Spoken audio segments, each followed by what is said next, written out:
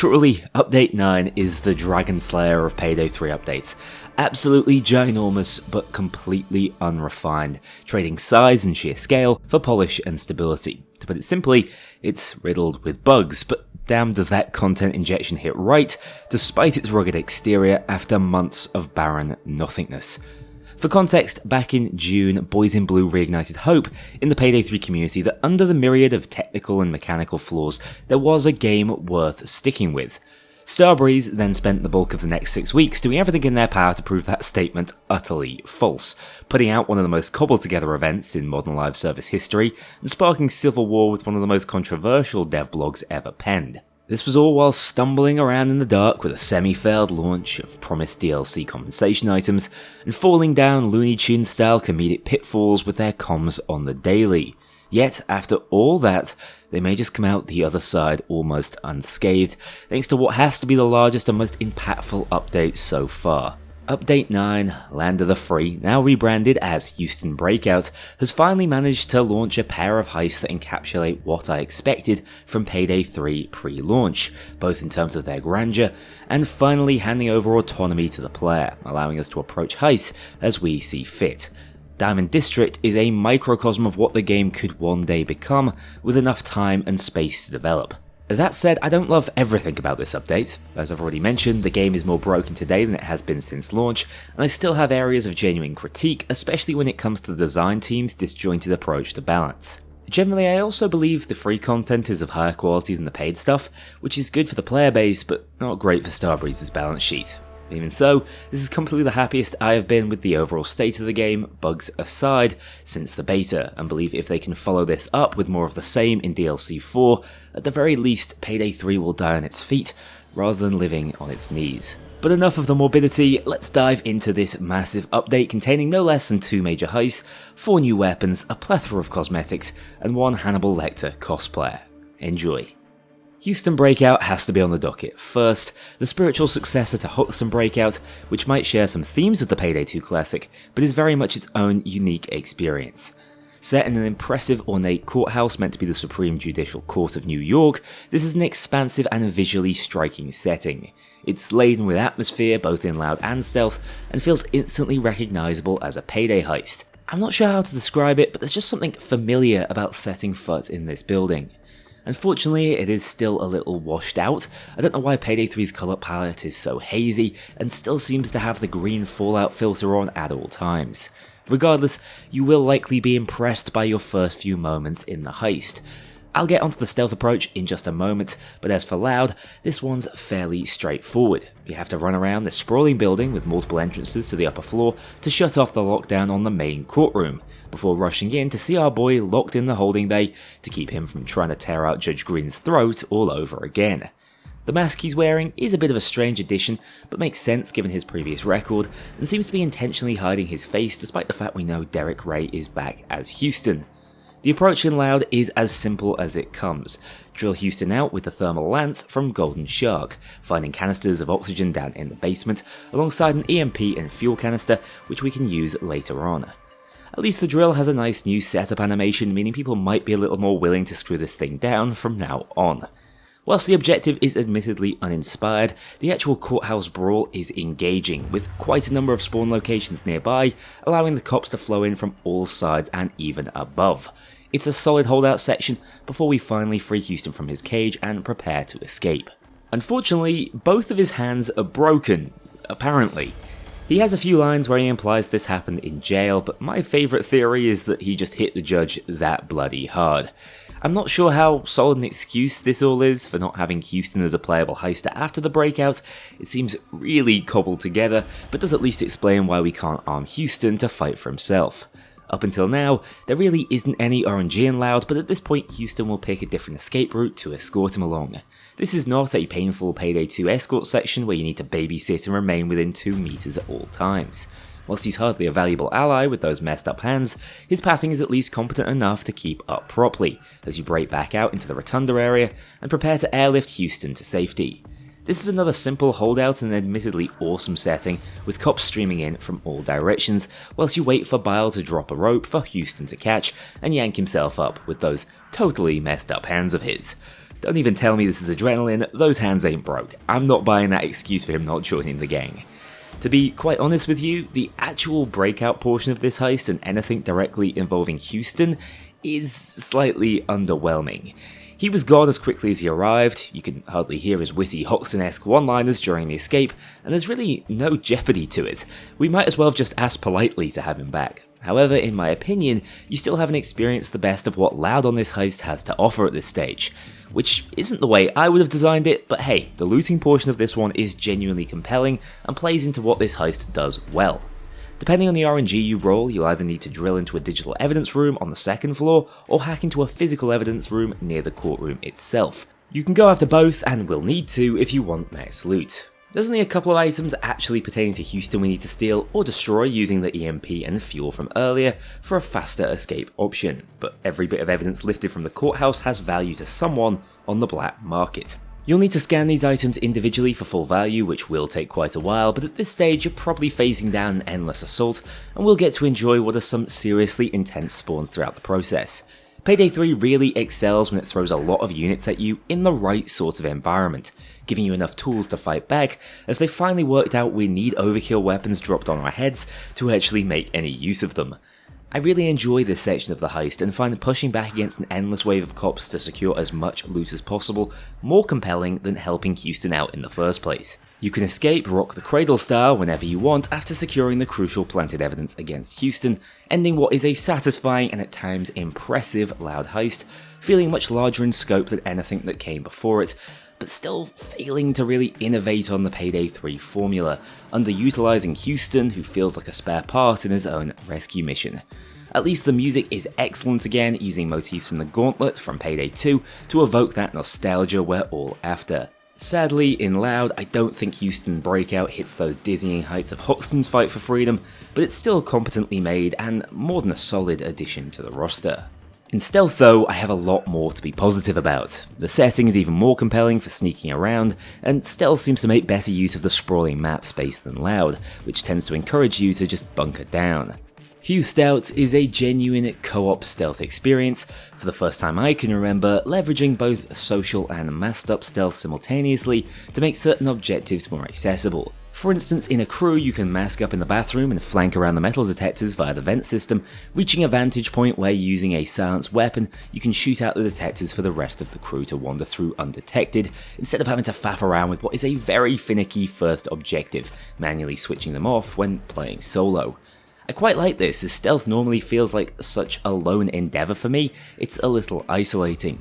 Keep in mind though, this one is hard when masked up. There are plenty of wandering civs, guards and cams, making the vent system even more essential to get around the map. I prefer staying in casing mode if possible, as the heist feels like it was designed with that in mind, tasking you with seeking out press passes to access the courtroom to see Houston in the flesh and work out the evidence needed to clean up the trail. The goal then is to blackmail the judge, breaking into his chambers and finding a USB with all his risque videos on, discovering who from the clerk's offices he's been gallivanting with to adjourn the trial for the day and force the security to move Houston back down to the holding cells. From there, you just need to make your way through the basement, distract the cops on duty with donuts, and escort Houston from his cell, whilst we're supposed to believe they're fully engrossed in gorging themselves. We can call Twitch in with the van to hide Houston away and take out the basement cams by smoking this guard out of his booth in the parking lot. Once again, we can't leave without the evidence, forcing us back to the upper floors where silent entry can be gained via a code, keycard or fingerprint dependent on RNG and located throughout the heist, allowing us to again secure the key evidence and escape. Unlike in Loud, I actually think this section of the heist is incredibly poorly designed. These scanning holdouts work great when there's something to contend with, not just when you have to sit around waiting for a bar to fill, as in Stealth, they're just time wasters. There's simply no jeopardy if you want to secure all loot. I was even more disappointed to find out the quick destruction options don't work in Stealth, so you're going to have to do a bit of tedious scanning whether you want to or not. It's not the end of the world, you can just read the instructions on the board to work out where Houston's evidence is located more rapidly, but I think it's a shame to make the all loot challenge in Stealth so passive, especially when the rest of the heist feels quite open and fun to approach in different ways. I'm also not a big fan of spending my disbelief over donuts for 2 heists in a row. You guys really need to get some new material, but on the whole, I found Houston Breakout to be a pretty excellent stealth experience. It doesn't struggle with that same lack of crescendo as Loud because by its very nature, the rescue of Houston has to be discreet. Despite the god-awful scanning process for max value loot, which is entirely optional, I still recommend trying this one out. Taking a step back to review, favors on this heist are really lacking once again. For example, you can start in the garage, a whole 15 seconds walk away from the usual spawn location.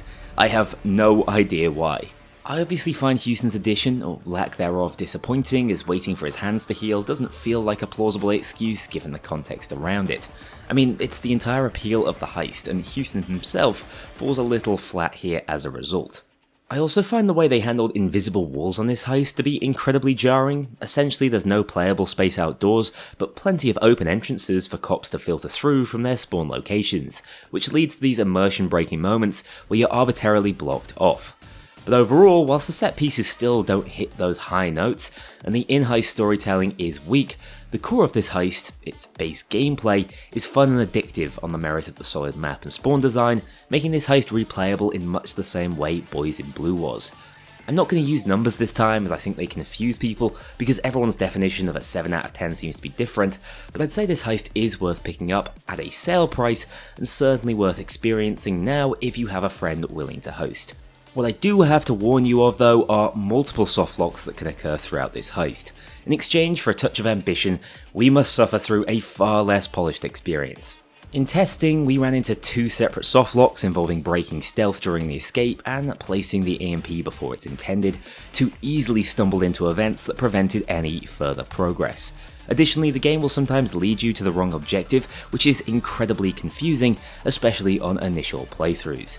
Watch out for these issues, I hope we get a hotfix for them, but they're just scratching the surface of what's destabilizing the game in this update, so stay tuned for later in the video when we deep dive into one of the strangest degradations I've ran into in gaming.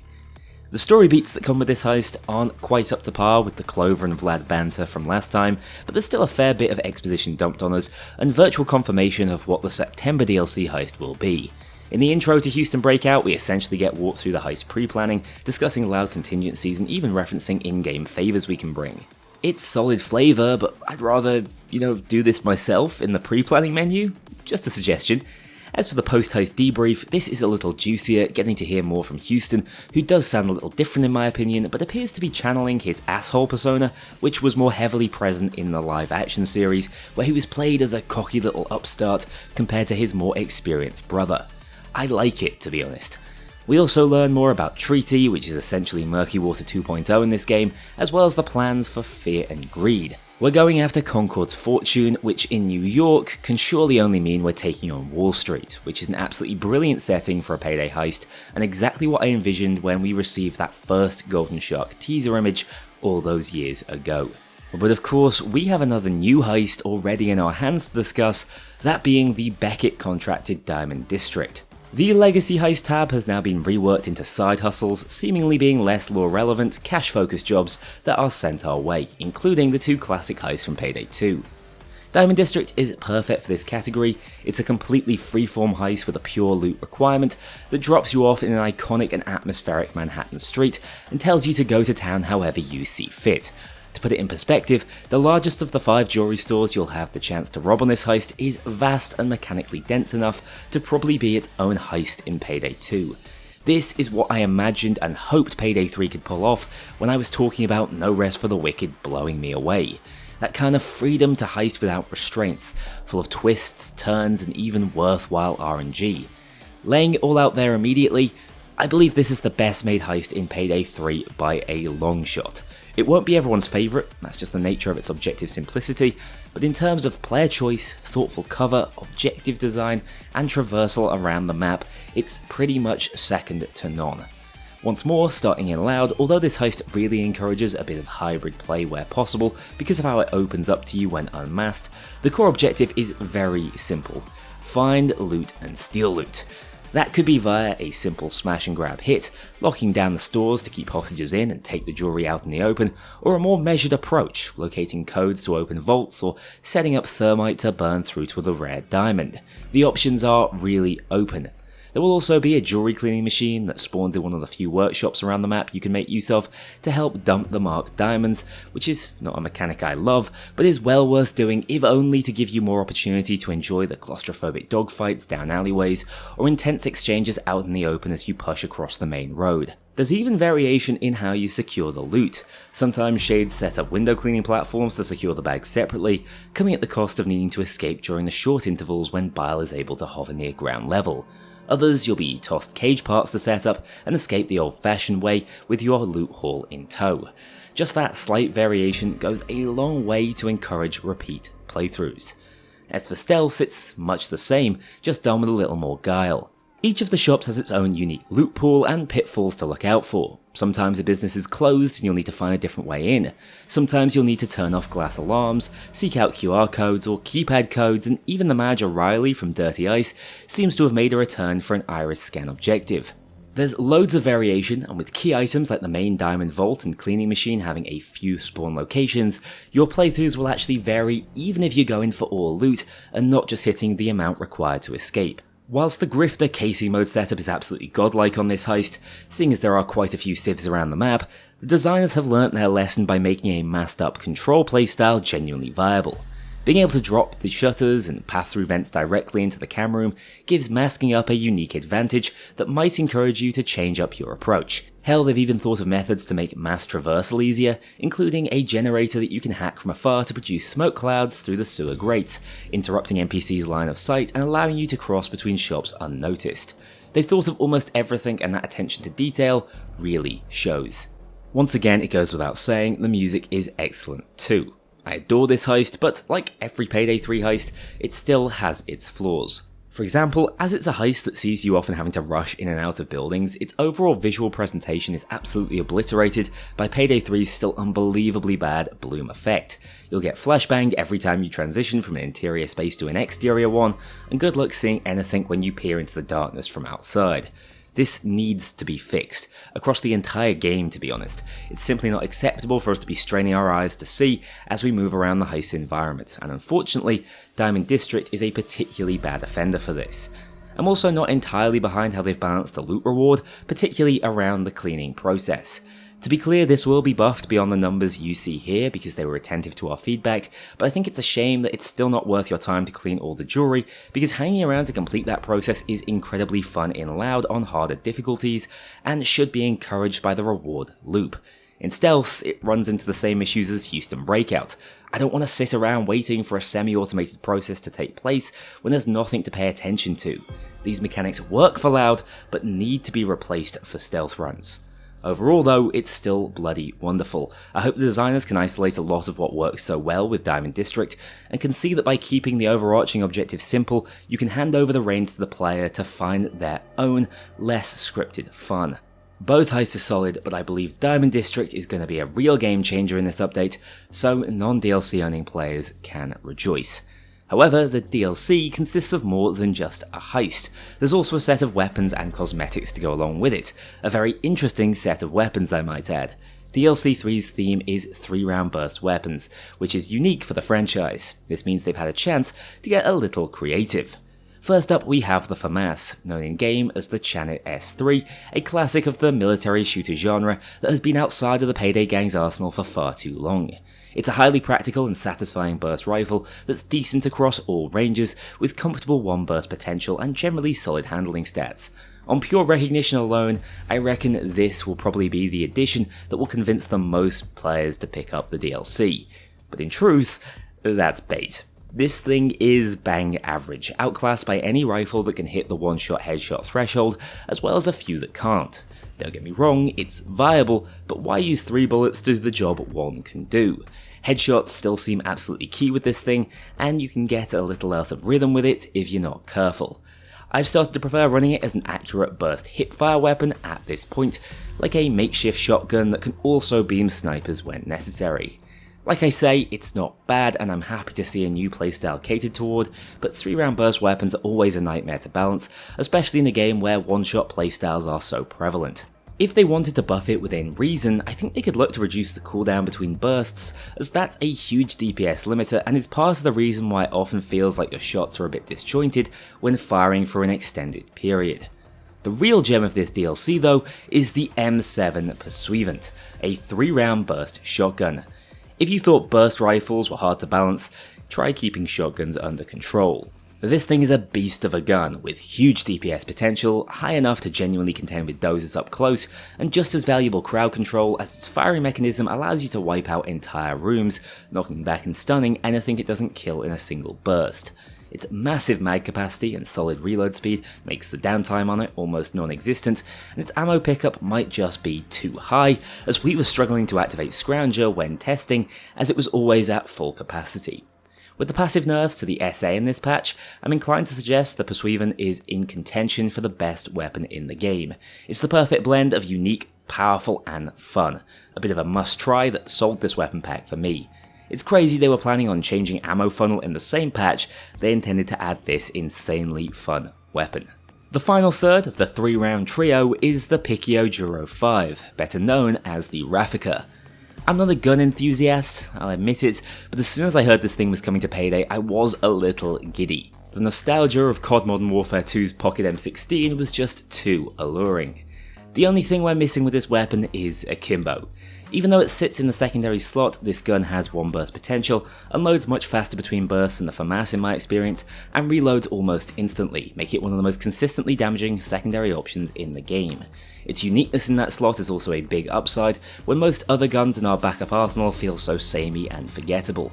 Certainly up there alongside the bull kick, a truly powerful pistol class weapon that can compete with the current revolver supremacy. Overall, the weapon pack is really solid in that it introduces a new gunplay mechanic without losing sight of the game's intended feel. All 3 weapons are completely viable and take up a new space in the meta instead of crowding out what we already have. I think the FAMAS is a tad undertuned and the Pursuivant is almost certainly overcooked, but the overall feel of the pack is high quality, exemplified by these weapon inspection animations that are once again excellent, the M7 being the best of the bunch once more. Oh, and there's also a pair of cuffs as a charm and a gavel sticker cosmetic to sweeten the deal.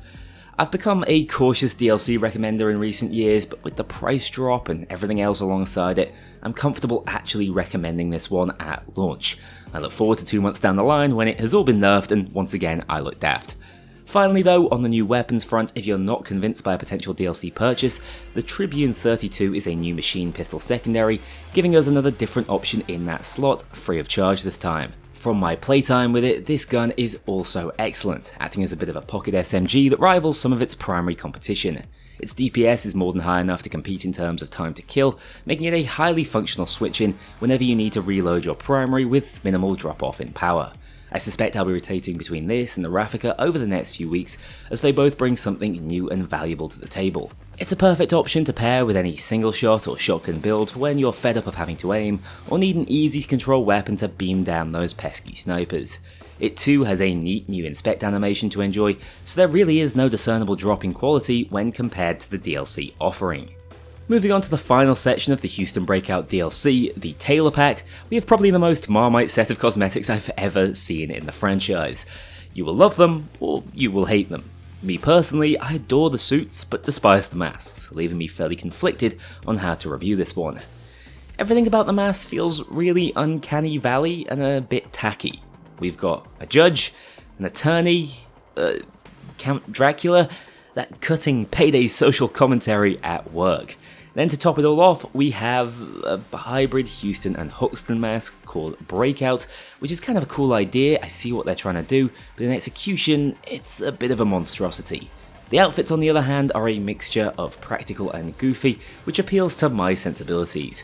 I love the judge's outfit. Court Order is another great bulky option for your more military type heisters, the Private Investigator trench coat is perfect for your Nick Valentine cosplays, and the Civil suit fills a cosmetic gap as a smarter option for when you want to be a bit more refined.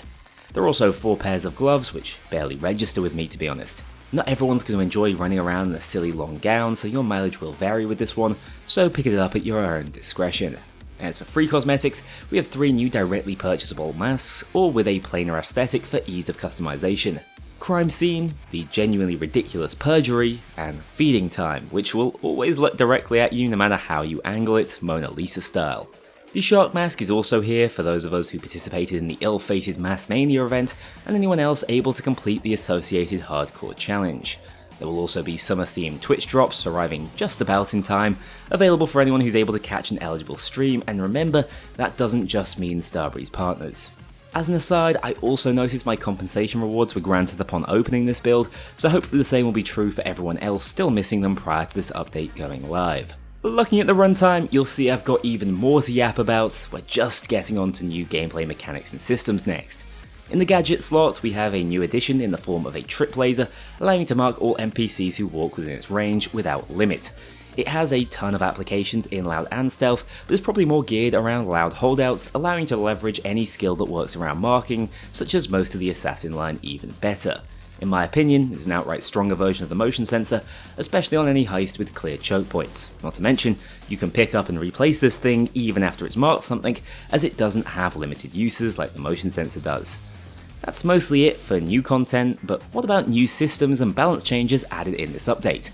Well, we're also spoiled on that front with a full set of new animations. Not just for interactions this time, like prying open an elevator, but actually using the call-out wheel, allowing you to shake your fist in anger or just flip off your nearest ally. I love that you can see these in third person, and whilst they don't really serve a gameplay purpose, they are a very Payday edition worthy of mention. Oh, and on the audio front, cloakers finally have the sound of their radio static back, meaning it's easy to tell if one's spawned on a heist. During playtests, some of us encountered issues with the direction and volume of these noises though, so beware the implementation might still not be flawless. Daily challenges have been added a patch or two later than planned. These range from encouraging you to play a specific heist, steal a particular loot type, or try out different sorts of build. They really are more varied than I expected, and you can roll one per day if it doesn't suit you. They shouldn't take more than 2 or 3 heists to complete in total, and they're worth 400 IP and 30 C stacks per day, so probably worth farming out daily if you're worried about being able to afford those 400 C stack masks of the week when they enter the general vendor. A worthwhile addition that's obviously intended to get you logging in more frequently. We've also received the much anticipated consumable system, allowing you to press F instead of holding it when interacting with either first aid kits or armor repair kits to pick them up and place them in your inventory, up to a maximum of 3, but only 1 type at a time. They can be used immediately or alternatively dropped for a teammate via the Y button for keyboard and mouse players. A cool little utility to make the consumable system that bit more intuitive. This change comes alongside a nerf to first aid kits, which were admittedly causing the Fortitude Adrenaline build to seriously overperform. So, balance was the core aim with this system, right? No. It's so funny to me that they were about to chop ammo funnels balls off in the same update they were adding the immortality button. Whilst FAKs aren't great anymore, armor repair kits are now stronger than ever. By combining the 1-plate standard lining with clean slate and the invulnerability granted by the hardy skill, you're about to become nigh on indestructible. There is no animation for plating back up, so you will just go from no armor to a full plate the instant you press Y. With just 3 points of manipulator, you can spawn 4 armor repair kits every other civilian traded, and carry these things around for use at any time. They're just way too strong, and the best build in the game right now will probably look to leverage these wherever possible. Moving on to the other nerfs and rebalances, Precision Shot has been quite rightly nerfed, or more accurately, completely redesigned for a second time to better reflect the power level that most skills in the game have. As you might be able to tell from my tone, I think this was a skill that needed to be changed, but once again the approach was to completely gut the concept and replace it with something utterly cumbersome and relatively useless. Now, by racking up 2 consecutive headshots without switching weapons, your next body shot will be buffed by the magnification of your scope. Now keep in mind, only weapons with access to a 4x scope or greater will get to benefit, and at this point, that's still only the SA and the R700. Now from my perspective, if you're already landing 2 headshots in a row without missing, you're probably good enough to land a third, in which case don't need any sort of situational body shot buff. Surely the damage buff should be to all shots, even headshots, because at least in that case it could have a purpose up against dozers. But no, Payday 3 loves adding numerous stipulations to skills to the point they're so weighed down by them they're no longer worth considering. New Precision Shot is so limiting and situational, I truly don't see the point in wasting a skill point on it anymore. The same really goes for the 2 new skills initially added to replace Ammo Funnel, Headhunter and Lock and Load. With the decision to revert the planned change, these 2 skills simply don't need to exist anymore. You might be able to argue for lock and loading gunslinger having niche application in a weapon switching build, or stacking them on top of ammo funnel to make reloads even less frequent, but I still don't think either offers enough in their current state to be worth picking up, especially at the same skill point cost as ammo funnel. Finally, on the balancing front, Assassin's Metal was changed to slightly alter its application. Instead of healing you for 10 health per kill at all times, it now only offers 5 health per marked enemy taken down when above 50% health, going back to 10 when below that threshold. To compensate for this nerf, it now also works when you have a single plate of armor, meaning you can use it to stack up adrenaline even whilst armored up. I think the idea was to make it usable in more builds, just as clutch at low health, but a lot worse at stacking up a wall of overheal. In truth, the outcome of the rebalance is that it just feels like a weaker, pure assassin option. Now you'll struggle to keep yourself afloat on kills alone, and will probably have to rely on hybrid armor pickups. My take is that it makes it less fun, so it was a slightly regressive change. I think the way you can keep the new design but make it more viable again is by buffing that low health healing to say 15 or 20 points to allow you to pull off those clutch plays to stay alive just a little more frequently. Don't get me wrong, it's still a viable skill and is actually a great tech for activating your Pain Assemblia buffs on the new meta 1-plate build, but to me, that's a lot less fun than running around like Rambo relying purely on health and your ability to take down cops quickly to stay alive.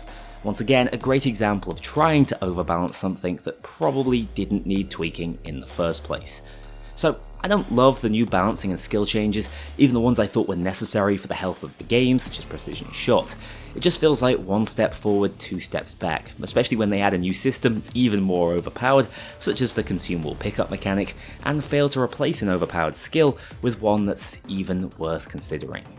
That's not all that Starbreeze cocked up with this update though. For all of its girth, it doesn't know how best to use it. First, I hopped on Boys in Blue to see if they fixed the infamous oil room and lighting issues in the corridor before the vault. Nope, still there. But wait, it gets better. As you step inside the vault itself, it seems as if we've had an even greater oil spill. This room is now also nauseatingly monochrome, and you can't even make out things like gas grenades choking you to death. It's mad to me that this kind of issue made it to a live patch after taking July off. That's not all though, I encountered jarring audio glitches on Houston Breakout when my character could no longer complete a sentence without cutting themselves off, totally ruining any immersion, which is also tough to forgive when this is the new flagship Heist experience. The new suits seem to make our shoelaces, of all things, actually float half a meter above our feet, and there's also a myriad of clipping issues with the new weapons and outfits. This is all on top of those softlock issues I mentioned earlier that are bound to disrupt some players' experience with the Heist. It's more than just a little rough around the edges, displaying a lack of polish and care. For the most part, I like what's been introduced in Update 9, I'm just not sold on the implementation. Now, I'm sure this is a result of the ambition shown by this update, cramming so much in, and the trade-off is debatably worth it. But it's still bound to turn some people away who expect more from a game updated as infrequently as Payday 3. At a pivotal moment such as this for the franchise's future, I don't think Starbreeze can afford to gamble and sacrifice quality for quantity. Somehow they're going to have to give us both if they're going to prove Payday 3 is here to stay. But more optimistically, the blueprint is now there. Everything that's been good so far about Payday 3, the presentation of its trailers, Gustavo's musical masterpieces, and those moments when the gameplay all comes together have been properly spotlighted, with Starbreeze finally starting to nail down the formula for the perfect heist worth playing over and over. Here's hoping that Land of the Free, or Heist, can retain and grow that player interest for a more sustained period. Oh, and one final thing, I'm told there are beavers to find. That is all. I'm not sure what this means, but fare thee well on your quest. Let me know if you find any. Yes, to clarify, I do mean the animals. Thank you so much for watching. Of course, stop by my stream later. I will be going live over on Twitch, so you can pick up your drops as soon as possible. I'll see you all in the courthouse. A huge thank you to my dedicated Patreon backers. If you want to join this crew in going infamous, check out the link below and pledge as little as $2 to see your name in the credits, or get 24-hour early access to future videos and vote on upcoming content. Take care, I'll see you all soon.